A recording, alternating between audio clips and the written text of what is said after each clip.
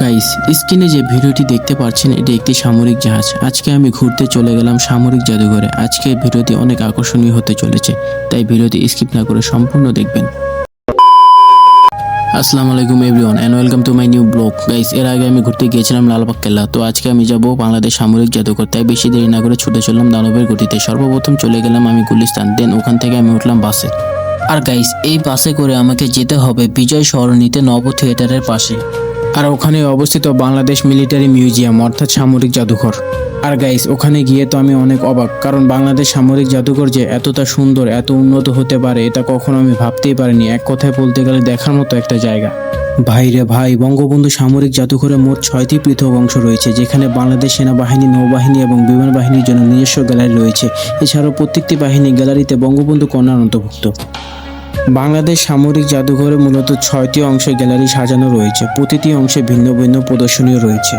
Guys, এখানে গিয়ে দেখতে পেলাম দেশের ইতিহাস থেকে শুরু করে পলাশী যুদ্ধের সমকল সামগ্রী বাহিনী অর্জন প্রদর্শনের জন্য তৈরি।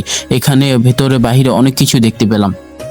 গাইস, দেখতে পেলাম মুক্তিযুদ্ধ অস্ত্র ও সরঞ্জাম, শহীদ মুক্তিযোদ্ধাদের ব্যবহারকারী সামগ্রী, সেনা, নৌ ও বিমান বাহিনীর ইতিহাস, বঙ্গবন্ধু ও মুক্তিযুদ্ধের নেতৃত্ব বিষয়ক তথ্যচিত্র, সামরিক পোশাক, পদক ও পতাকা, ব্যাজ, শহীদদের স্মৃতিচারণমূলক ছবি ও দলিলপত্র, আধুনিক প্রযুক্তি, সামরিক সরঞ্জামের মডেল।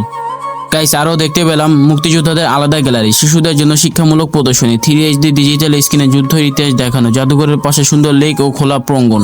ফলে মুক্তিযুদ্ধের আগে পরে যত অস্ত্র ব্যবহৃত হয়েছে সবকিছুই সামরিক জাদুঘরে সুন্দর করে ধাপে ধাপে সাজানো রয়েছে।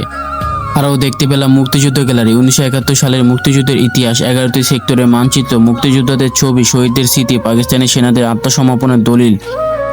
বাংলাদেশ সেনাবাহিনীর ইতিহাস গ্যালারি, স্বাধীনতার পর থেকে সেনাবাহিনীর বিকাশ, সেনাবাহিনীর পোশাক, পদক, বিভিন্ন সময়ের ব্যবহৃত অস্ত্র, আধুনিক অস্ত্র ও যুদ্ধ সরঞ্জাম গ্যালারি, আধুনিক rifle, machine gun, mortar, rocket, missile model, বিভিন্ন দেশের সামরিক প্রযুক্তি, শান্তিরক্ষা মিশন, জাতিসংঘের শান্তিরক্ষা মিশনে বাংলাদেশ সেনাদের অবদান, বিভিন্ন দেশের কর্মরত সেনাদের ছবি ও সরঞ্জাম, পদক। আরও দেখলাম গাইস যুদ্ধ বিমান। আর গাইস, এই জিনিসটা আমার বেশি ভালো লাগছে, এটা হচ্ছে 3HD সিনেমা স্ক্রিনে এটি ডকুমেন্টারি ভিডিও প্রদর্শন করা হয়, যেখানে সাধারণত দেখানো হয় মুক্তিযুদ্ধের ইতিহাস, সংক্ষিপ্ত ইতিহাস, বাংলাদেশের সেনা, নৌ ও বিমান বাহিনীর অবদান, আধুনিক সামরিক জীবনের পরিচিতি, জাদুঘরে প্রদর্শনীর গুরুত্ব। আরও দেখতে পেলাম গাইস মুক্তিযুদ্ধের নদী ও সমুদ্রপথে লড়াইয়ের ইতিহাস, আধুনিক যুদ্ধ জাহাজ, সাবমেরিন ও নৌ সরঞ্জামের বিবরণ। এগুলো দেখে মনে হচ্ছে আমি চলে গিয়েছিলাম 1971 সালে সেই মহান মুক্তিযুদ্ধের ইতিহাসে।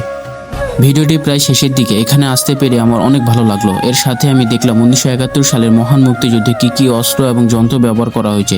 তো আজকের ভিডিওটি এ পর্যন্ত, সবাই ভালো থাকবেন, আল্লাহ হাফেজ।